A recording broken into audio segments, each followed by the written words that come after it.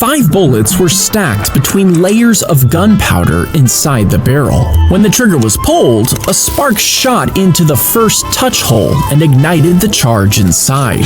This shot the first bullet out of the gun, and the lock was then moved down to the next one.